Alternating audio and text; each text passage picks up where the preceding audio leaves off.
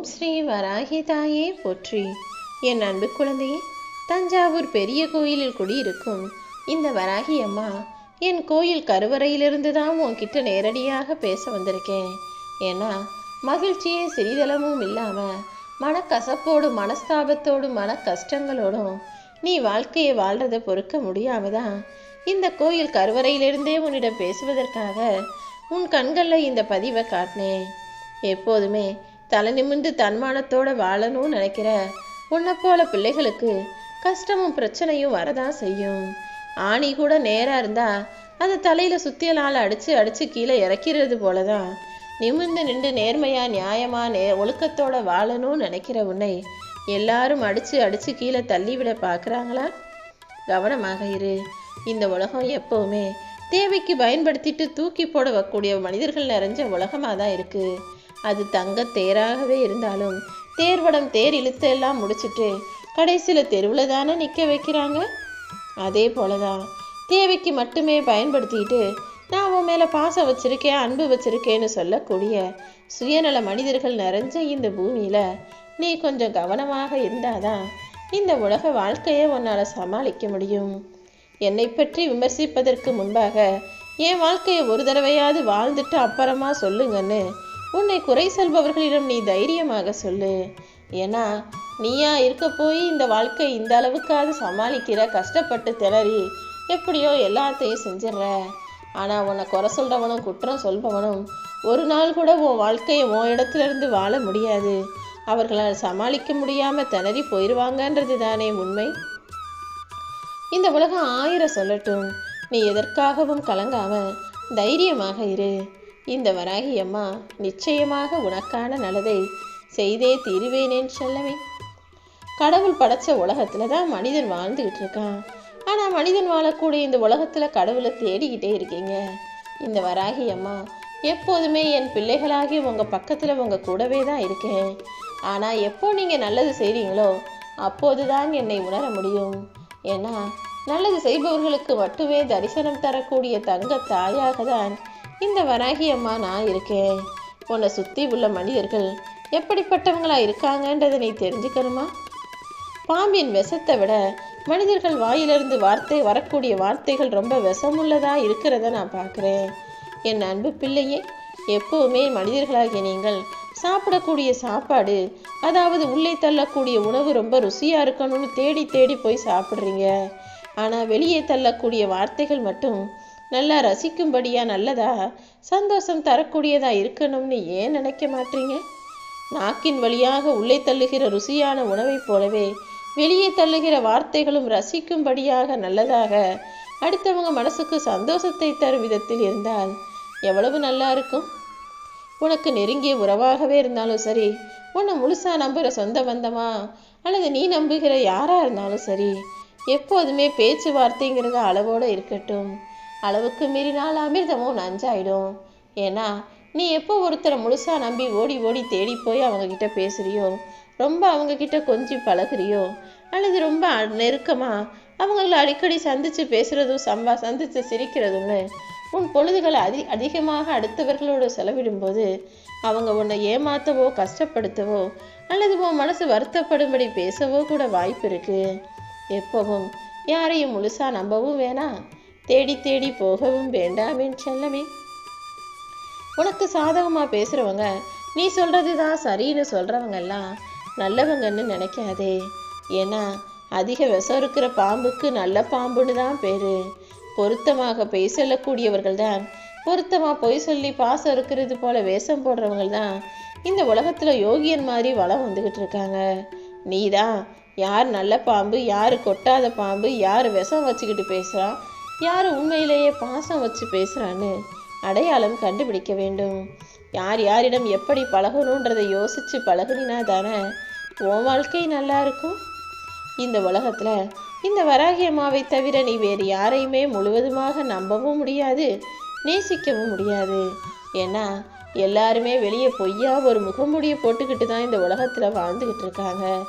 இந்த வராகி அம்மா மீது உன் நம்பிக்கை முழுவதுமாக இருக்கும் பட்சத்தில் யார் உண்மையான முகத்தோட சுற்றுறாங்க, யார் முகமூடி போட்டு ஊரை ஏமாற்றிக்கிட்டு சுற்றுறாங்கன்றத உனக்கு அடையாளம் காட்டுறேன். அப்போது தானே நீ யாரிடமும் ஏமாந்து போக மாட்டாய். ஒரு துணியை சரியான கத்திரிக்கோலை வச்சு வெட்டும் போதுதான் அது சரியான வடிவமைப்புக்கு வரும். அப்புறம் அதை ஊசியை வச்சு குத்தி தைக்கும் போதுதான் அது அழகான ஆடையாக உருவெடுக்கும். அதே போலதான் உன் வாழ்க்கையில நான் கஷ்டங்களையும் பிரச்சனைகளையும் கொடுக்கும்போது உன்னை கத்திரிக்கோலை வச்சு வெட்டுறது போலவும் ஊசியால குத்தி காயப்படுத்துவது போலவும் இருந்தாலும் அந்த கஷ்டங்களும் பிரச்சனைகளும் சேர்ந்துதான் உன் வாழ்க்கையை உனக்கு பக்குவப்படுத்தி அனுபவத்தை கொடுத்து அழகான மனிதனாக உன்னை உருவெடுக்க செய்யும். அழகான ஆடை போல நீயும் இந்த உலக வாழ்க்கையை அழகாக வாழ்வதற்கு என்னால் ஆன எல்லா விஷயங்களையும் நான் செஞ்சுக்கிட்டு தான் இருக்கேன். முடிஞ்ச அளவுக்கு உன் வாழ்வில் என்ன நடந்தாலும் அதை மகிழ்ச்சியாக ஏற்றுக்க கற்றுக்கோ. நான் உனக்கு எவ்வளவு கஷ்டங்களை கொடுத்தாலும் என்னை முழுவதுமாக நீ நம்புனினா அதை அழகான ஆடை வடிவமைப்பு போலதான்னு நீ மனசில் நினச்சிக்கணும். ஏன்னா எல்லா கஷ்டங்களையும் நீ சமாளித்து வெளிவந்து இந்த உலகத்தில் ஜெயிச்சு நிற்கிறதுக்கு உனக்கு துணையாக நான் இருப்பேன்னு நீ நம்பினாலே எல்லாமே அழகாக நடந்திடும் என் செல்லமே. இந்த வராகி அம்மா உன்னுடைய எல்லா வேண்டுதல்களையும் நிறைவேற்றுவேன்னு இப்போதே உனக்கு வாக்கு கொடுக்குறேன். உன்கிட்ட என்ன இருக்கோ அதுக்காக நன்றி சொல்ல பழகுனினா இல்லாததும் எதிர்பார்ப்பதும் சீக்கிரமே உனக்கு கிடைக்கும். இங்கே பல பேர் உண்ண உணவின்றி உடுக்க உடையின்றி தங்க வீடின்றி வெயிலிலும் மழையிலும் அல்லல் படுபவர்களாக துன்பப்படுறவங்களா, சரியான படிப்பும் இல்லாமல் நிம்மதியாக இருக்க ஒரு வீடும் இல்லாமல் சத்தான சாப்பாடும் சாப்பிட முடியாமல் பசியோடையும் பட்னியோடையும் வாழக்கூடியவர்களாக ஏகப்பட்ட பேர் இந்த பூமியில் இருக்காங்க. அவங்களோட பார்க்கும்போது உன் வாழ்க்கை எவ்வளவோ பரவாயில்ல தானே. அப்படின்னா உனக்கான வாழ்க்கையை நான் அழகாக தானே அமைச்சு கொடுத்துருக்கேன். அதனால தான் உனக்கு கிடைச்ச வாழ்க்கைக்காக நன்றி சொல்லுன்னு சொல்கிறேன். உனக்காக நான் உனக்கு கொடுத்த எதையுமே நீ குறைவாக மதிப்பிடாதே. சில நேரங்களில் சிலவற்றின் மதிப்பு உடனே புரியாது. பல நேரங்களில் உன்கிட்ட இல்லாததையே நினச்சி என்னடா வாழ்க்கை இது, என்னடா குடும்பம் இதுன்னு தானே சலிச்சுக்கிற. உன்னை விட கஷ்டப்படுறவங்கள நீ பார்க்குறதே இல்லை. எப்போவுமே உன்னை விட உயர்வாக இருக்கிறவங்களையே பார்த்து உன் வாழ்க்கையில் உனக்கு ஒன்றுமே கிடைக்கலன்னு நீ ஆதங்கப்பட்டு கொண்டே இருக்கிறாய். உனக்கு எது தேவை நீ நினைக்கிறியோ அதை அடுத்த நிமிஷமே என்னால் உனக்கு கொடுக்க முடியும். நீ கேட்காமலேயே கூட உன் தேவையறிந்து செயல்படுத்தவும் என்னால் முடியும். ஆனால் அப்படி எல்லாத்தையுமே கொடுத்துட்டேனா நீ எப்போதுதான் இறைபக்தியோடு நேர்மையாக ஒழுக்கமாக நியாயமாக வாழ முடியும்? எதுவுமே ஆசைப்பட்டவனே வந்துருச்சுன்னா அருமை தெரியாமல் அலட்சியப்படுத்தி வாழ ஆரம்பிச்சிருவீங்க. அதனால தான் நான் உனக்கு ஒவ்வொன்றையும் கொடுத்து சோதனை செஞ்சு ஒவ்வொன்றாக உன் வாழ்க்கையில் உயர்வை கொண்டு வரப்போகிறேன். என் அன்பு பிள்ளையே, என்ன நடந்தாலும் எல்லாமே நன்மைக்கேன்னு நினைக்க பழகு. ஆனால் அதே நேரத்தில் உன்னை சுற்றி இருக்கும் தீமைகளையும் நீ கண்டுபிடிக்க கற்றுக்கணும். அதாவது தண்ணீரில் இருக்கக்கூடிய மீனுக்கு தெரியாது மீனுக்கு இரை போட்டு தான் அதன் உயிரையே அழித்து அதை பிடிச்சி சாப்பிடுவாங்கன்னு. அறியாமையின் காரணமாக தனக்கு வரும் இரையால் தன் உயிர் போகுதுன்னு தெரியாமல் அந்த இரையை போய் வாயில் வச்சு மீன் மாட்டிக்கும். அப்படி அறியாத பிள்ளையாக நீ இருந்திடாம எல்லாவற்றிலும் கவனமாக இருக்கணும். அதே போல மான் என்பது நான் ரொம்ப அழகா இருக்கேன்ற ஆணவத்தோட கம்பீரமாக நடந்து போய்கிட்டு இருந்தா புலி அதை ரசிச்சு பார்க்காது, அதை பிடிச்சி ருசிச்சு தான் பார்க்கும். ஆணவத்தினால் அழிவை தேடி விட வேண்டாம். அதே போல தவளை சும்மா இருக்காம கத்தி கத்தி பாம்புக்கு இரையாக அதுவே மாறி போகும். எந்த இடத்துல பேசணும் எந்த இடத்துல பேசாமல் இருக்கக்கூடாதுன்றத இதை ஒரு பாடமாக எடுத்து கற்றுக்கோ. தேலுக்கு நல்லா தெரியும் யாரையாவது கடிச்சா அவங்க அதை பிடிச்சி அடிச்சே கொன்னுடுவாங்கன்னு. தெரிஞ்சும் கூட தேல் அதனுடைய புத்தியை மாற்றிக்காம யாரை பார்த்தாலும் கொட்டிக்கிட்டு தானே இருக்கு.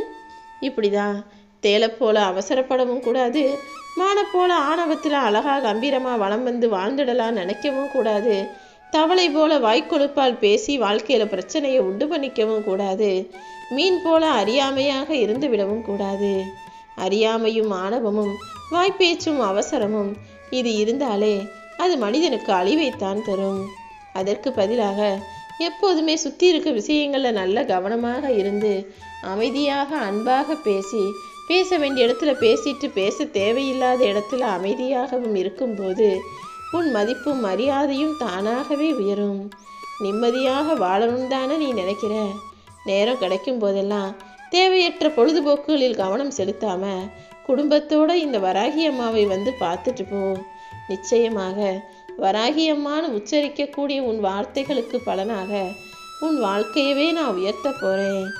உன்கிட்ட இருக்கிற பணத்துக்காக உன்னை ஒருத்தர் மதிக்கிறாங்கன்னா அந்த மதிப்பு உன் குப்பைக்கு சமமானதுதான்.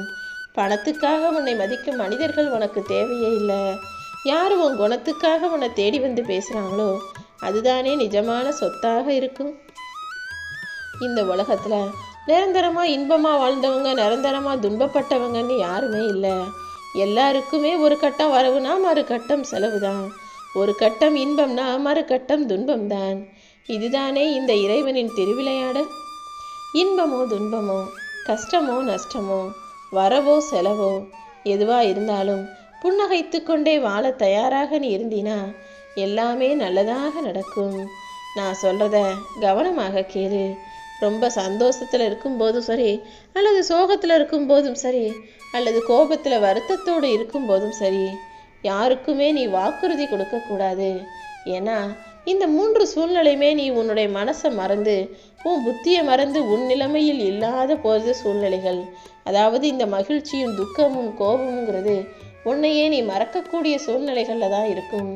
அப்படிப்பட்ட சூழ்நிலையில் யாருக்காவது ஏதாவது தர்றேன் ஏதாவது செய்கிறேன்னு சொல்லிட்டீன்னா அதை உன்னால் நிறைவேற்ற முடியாமல் கூட போகலாம். எப்போவுமே நல்லதோ கெட்டதோ உச்சகட்டமாக துன்பமயமான இன்பமயமான சூழ்நிலைகள்லாம் நீ அமைதியாக பொறுமையாக இருப்பது தான் உன் வாழ்க்கைக்கு நல்லதாக இருக்கும். இந்த வராகி அம்மாவிடம் நீ வேண்டி கேட்டது கிடைக்குமோ கிடைக்காதோ, நான் தருவேனோ மாட்டேனோன்னு குழம்பாதே. கூடிய சீக்கிரம் உனக்கான எல்லாத்தையும் நிச்சயமாக உன் கைகளில் நானே கொண்டு வந்து தர்றேன். பொருளாதாரத்தில் பின்தங்கியிருக்கோமே, நம்மளை விட எல்லாரும் நல்லா இருக்காங்களே நினச்சி நீ வருத்தப்படாத. இப்போது உன்னுடைய காலமும் சூழ்ச்சியும் மோசமான நிலைமையில இருந்தாலும் இந்த வராகி அம்மாவை நம்பி வணங்கி வருவதின் பலனாக உன் குடும்பத்தையும் நல்லா கொண்டு வந்து உன் பொருளாதாரத்தையும் நான் முன்னேற்றத்துக்கு கொண்டு வரேன். இனிமே நீ கலங்கவோ கவலைப்படவோ எதுவுமே நடக்காது. இந்த தஞ்சாவூர் பெரிய கோயிலில் குடிகொண்டிருக்கும் வராகி அம்மா இதே போல உன்னையும் உன் குடும்பத்தையும் மிக பெரிய நல்ல நிலைமைக்கு கொண்டு வருவேன். நான் இருக்கும்போது நீ கவலைப்படவே வேணாம். உன் தலைமுறைக்கு மட்டுமல்ல 7 தலைமுறைக்கும் நீ நல்லா வாழும்படி உனக்கான நல்லதை செய்ய நான் தயாராக இருக்கேன். நீ அன்னதானம் பண்ணினா உன் 3 தலைமுறை வரைக்கும் நீ நல்லா இருப்ப. பசுக்களுக்கும் விலங்குகளுக்கும் உணவு கொடுக்கும்போது 4 தலைமுறைக்கு புண்ணியம் வந்து சேரும். தானமும் தர்மமும் அதிகமாக செய்ய செய்ய 5 தலைமுறைக்கும் புண்ணியம் உண்டாகும். ஆலயத்தை தேடி போய் சுத்தம் செஞ்சு ஆலயத்தில் நீ பொங்கல் வைக்கும் போதும் அல்லது வணங்கும் போதும் அது 6 தலைமுறைக்கும் பலனை கொடுக்கும். எப்போதுமே உன் மனசில் இருக்கிறது தானே வெளியில் வார்த்தைகளாக வரும். அதனால தான் மனசில் எப்போவுமே நல்லதையே நினைன்னு சொல்கிறேன். எதையாவது உன்னை கோபத்தில் பேசிட்டு சண்டை போட்டு சொல்லிட்டு அப்புறமா நான் தெரியாமல் சொல்லிட்டேன்னு சொல்கிறவங்கள நீ நம்பாதே. எப்போவுமே மனசுக்குள்ளே இருக்கிறது தான் வெளியே வரும்.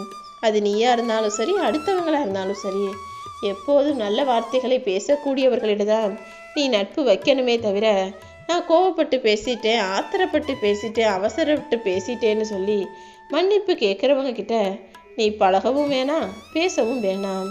ஒருத்தர் இப்படிதான்னு தெரிஞ்ச பிறகு அவங்கள மாற்ற நீ முயற்சி செய்யாதே. அதற்கு பதிலாக அவர்களை விட்டு விலக நீ முயற்சி செய்.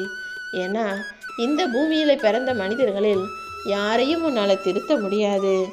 யார் யார் எதுக்காக பிறந்திருக்காங்க, ஏன் பிறந்திருக்காங்கன்றது எனக்கு மட்டும்தானே தெரியும். அவங்க செய்கிற தவறும் தீவினையும் எல்லாமே கர்மாக்களால் வந்தது தான். அவங்க கஷ்டப்பட்டு தப்பு செஞ்சு இன்னும் பாவத்தை சேர்த்து கொள்ளாமல் புண்ணியம் செய்வதற்கு தான் நான் வழிகாட்டுறேன். அதை பிடிச்ச என் பிள்ளையான நீ நிச்சயம் நல்வழிக்கு வந்து விடுவாய்.